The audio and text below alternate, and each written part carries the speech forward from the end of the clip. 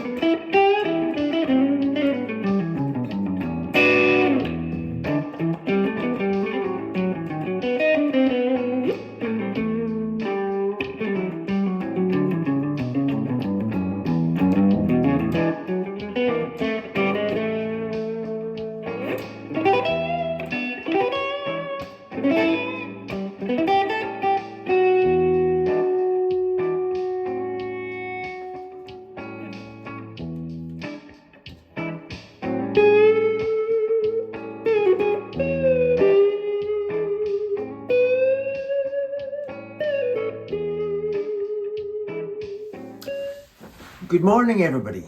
I hope you're well, and I hope you liked the opener there, and my little nod, of course, to Eric Clapton at the end. My son is into Cream right now, so I'm hearing Cream constantly on repeat, the whole back catalogue. Stick around for the guitar lesson. I'll be doing the guitar lesson in a minute, and at the very end I'll talk frankly about knowing I'm not good enough to copy certain musicians. So stick around for that. Right, what have I been doing? Oh yes, if you watch the channel long enough, you know that once a month I tend to go away for little jolly trips, like Paul Cook's Night of Fun. And so I'll go to up north, down south, it doesn't matter, usually for one night, occasionally two, where I'll maybe visit a town to do some sightseeing, visit a guitar shop or two or whatever. So this weekend it was Aberdeen. I'll put up some shots now of my little time in Aberdeen. The Granite City. It was really good, I really enjoyed it actually. Visited, they've only got about 2 guitar shops that are decent, so I went to the 2 guitar shops. Tried a very heavy Les Paul from 1980 and also a PRS, just the SE range from Indonesia. I'll say one thing about PRS, that they don't really do it for me, but you know when you pick a PRS up off the wall, it's going to work. As long as it's in tune, it's going to be a very playable experience. It's not like picking up a £200 Jazzmaster or Jaguar and you think, oh God, is this going to be a nightmare? Has somebody put a bit of TLC into setting this up? And usually they haven't, and no, PRS just works. So did some sightseeing around Aberdeen. It was lovely weather in the Granite City. And then I'll go to my hotel bar, I'll have a couple of glasses of red wine, read the current issue of Guitarist magazine, and enjoy my little car, buzzing it around the back roads of Scotland. It's great. So that's what I was doing this weekend.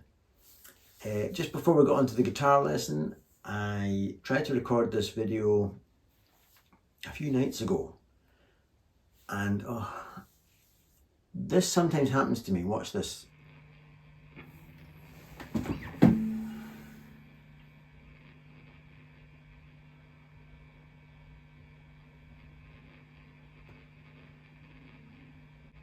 I cannot record that sound. I can't record that. Do you hear that sound? What the fuck? So that would drive you nuts, yeah? It literally drove me nuts. I came up to the room in a great mood. I wanted to have fun and record and make it loose, and it would come across on camera. And within half an hour, I was just depressed. My mood was on the floor. All creativity was gone. That was with the Cornell. So now I'm blaming my valve amps, thinking, no wonder I don't want valve amps anymore. But then I tried with a Roland, which has been rock solid. And it was happening with the Roland 2, where my humbucker guitar was acting like a single coil. And I could move it and the noise would go away. And it's driving me nuts. And just where I wanted to sit in the room and record the video, that's where the noise was coming in. It was just... But then I have many hours of happy times on my guitar without the buzz. So it must just be certain... I mean, I don't usually record videos at night, and maybe that's when everybody's watching their TV and it comes through the power supply. I don't know. And it's been great this morning. So if it is happening to you, it could be just the time of day and your power supply. If it's not 100% clean, which I don't suppose anybody really is that clean, other stuff can come through. So clearly we're in E to A flat 7, a classic precursor for the 4 chords, to A, into some sort of A minor. I'm doing A minor 6 with bits on top. I'm visiting the C sharp minor 7, and then to the F sharp 7, and then to your 5 chord, which is B. So it's all very traditional chord movements that we've heard a million times in rock and roll. But like everything like this, it's how you, what you embellish. And I'm playing a lot of partial chords, like. So I'm just playing 2 notes from the E chord, and then when I go to my A flat 7, cherry picking just the root and the major third and sliding into it. Then getting in the flat 7, rather than playing the whole. Then my A is cherry picked. You can see that what I'm doing, just the 5th and 6th of the D and G strings respectively. Then as I slide to my A minor, not just any old A minor, I'm throwing in some sort of weird abomination of an A minor. I guess that makes it a 6. And this on top is another reinforcement of the 6, and then I've got some sort of 9 on top, or a 2. And a little BB King, or a lick from the BB King box position, to visit a nicely strummed C sharp minor 7.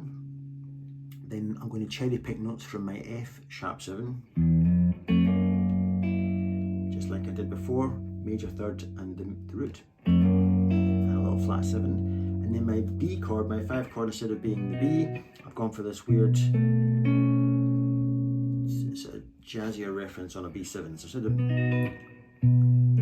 that makes that B7. This though, this middle finger on the 6th of the G, I guess makes it some sort of 9. That makes it some sort of suspended. So I'm suspending it, so I've got a 9, then I've got a suspended 4th. Then this is a flat 7, so that's acceptable. So you've heard it a million times. And then some people take this down a semitone, and some people take the whole triad down a semitone. Which can be nice. I took the whole triad down. That's gone down a fret. Then just some show-off stuff.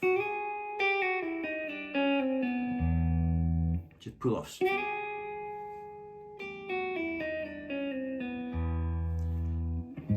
Repeats, that kind of thing. E9 with a cherry on top, there's your E9. A major 7, a diminished chord.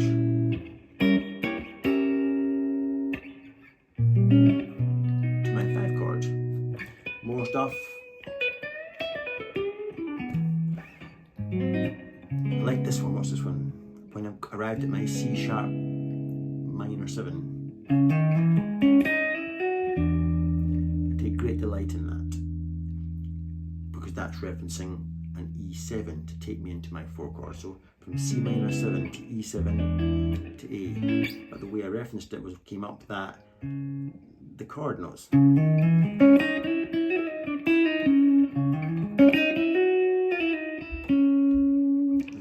Times, but landing on that targeted 7, flat 7 from the E to take me to the E. I love all this stuff. An F sharp 7, and the overused trick that we all do with F sharp 7 is we throw our hand out so we can get the open E string in on the top, rather than going, just it's there for you. It's a gift from the gods, that one. My Jerry Reed kind of Martin Knopfler influence.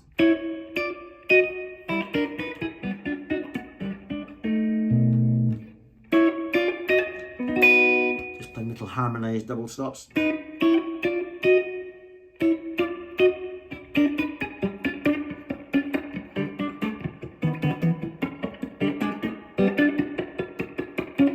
Just you can spend all day fiddling with things like that.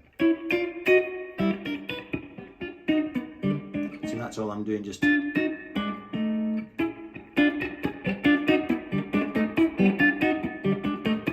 sort of reminds me of Jerry Reed.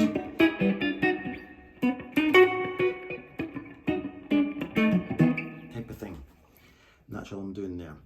And then when I do the sort of meat on the bones, I'm kind of hearing Martin Knopfler a lot with these half notes and suggested stuff. And that's what makes the note, the lick, that dead note.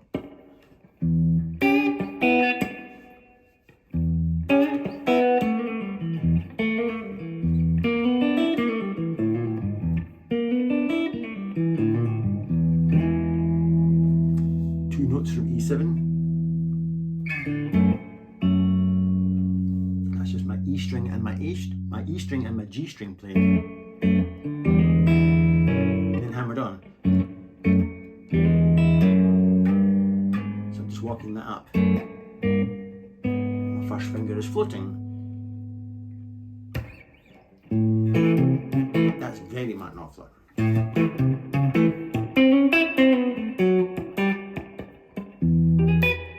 You could funk your way through the whole thing, in fact.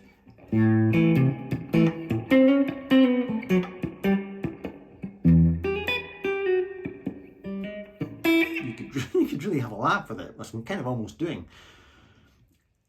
Note wise, of course. So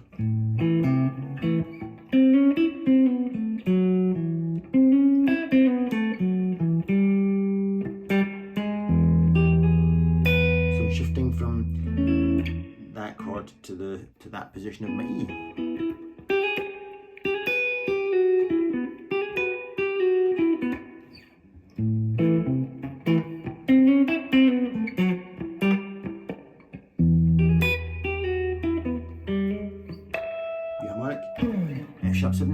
sharps on.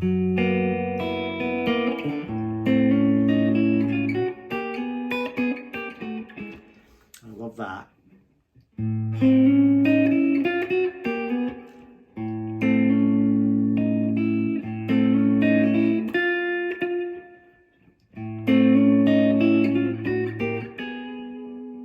Double stops.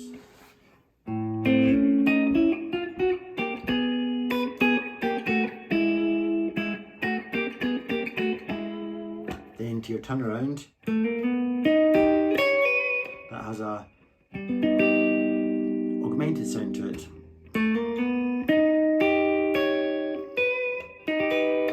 That's the chord I'm kind of referencing, sort of diminished. That would be it. Not diminished, that's bollocks, Paul, it's augmented.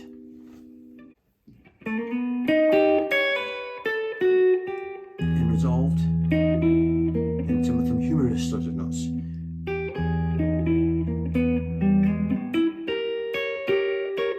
I'm not even showing the guitar on the screen.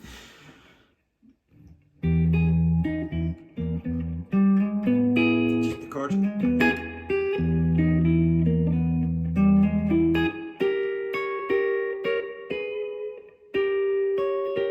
See what I'm doing there. Then back to funk.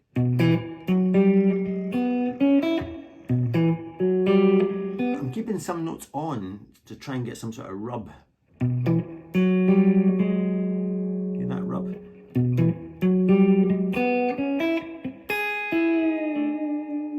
As you're referencing the E7, so you can pick a sort of country lick. I like that. So I'm creating an A7.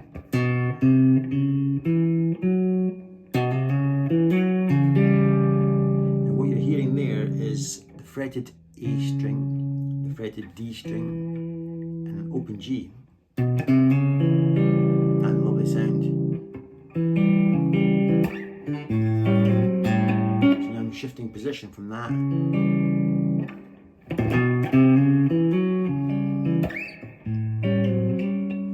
Just the baby A. And then this up a semitone when you go to your back to your root. This is great, that.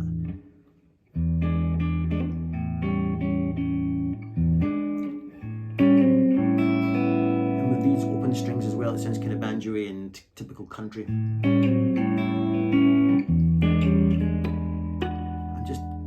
Taking advantage of a couple of harmonics that are available to me. In G13 for some flavour. G13 to G7. Same again, A, and then like that. That's very Tobias Hoffman. In slow-mo, I'm getting in an extra lick for an extra note for free of charge. Look.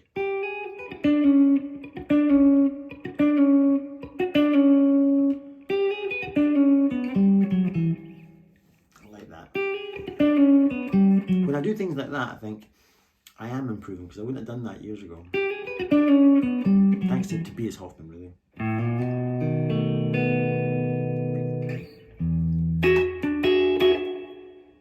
That's a good. All that is 12th of the D, 11th of the G, 9th of the B, and 12th of the thin E.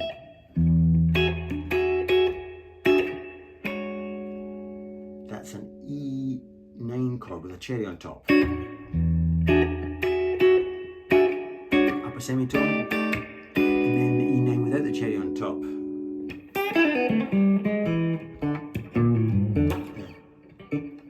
Yeah. Chicken picking.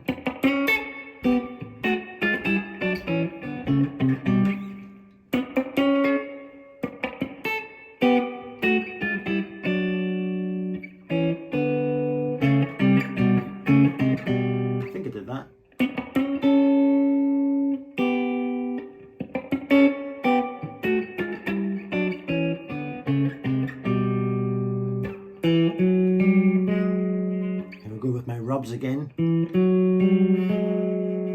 This is floating.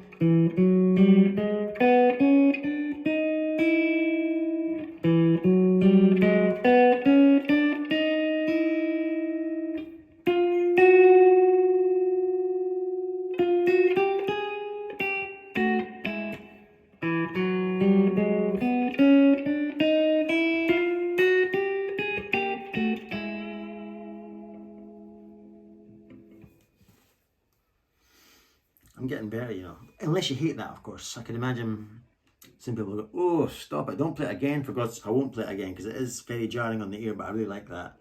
One last thing before I go in. The last part, when I went like this, I am shitting myself at this point. This is when you know you're playing above your station and you don't deserve to be there. Robin Ford has a million tracks, of course. One of his things he did with somebody, I can't remember the song now, but he plays, I should really tell you the song. I'll put it on screen. And it's 3 guitar players, of which Robin Ford is one. And to me, Robin just blows, Robin always blows everybody. Whoever Robin's on the stage with, he blows them away. So the first 2 guitar players do their thing and they're great. Then Robin comes in with his solo at the end and it just bites you. It's like a rattlesnake. Robin Ford is the hottest. When you think of a hot guitar player, hot heat, smoking off he's just smoking. And he smokes through this short solo.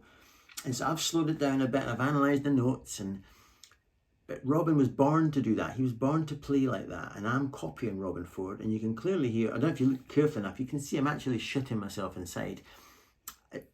There's a cut in the video when you see my performance of this, when I go into the sort of Robin Fordy stuff, and I've played it several times in a loop, and I picked the best one, and I'm still looking at it going, nah, you're not comfortable. You don't look like a comfortable guy there, Paul. You look like you're rushing. You're trying to put it across to the camera that you're very relaxed. I do this every day. This is just a fucking Tuesday for me. No, inside I'm shitting myself. And but it was fun. I thought, fuck it, it's fun. Put it on anyway, because I like it. It's a fun lick, and I want to get better at it. But you should hear Robin Ford do it. Anyway, that's my babbling done.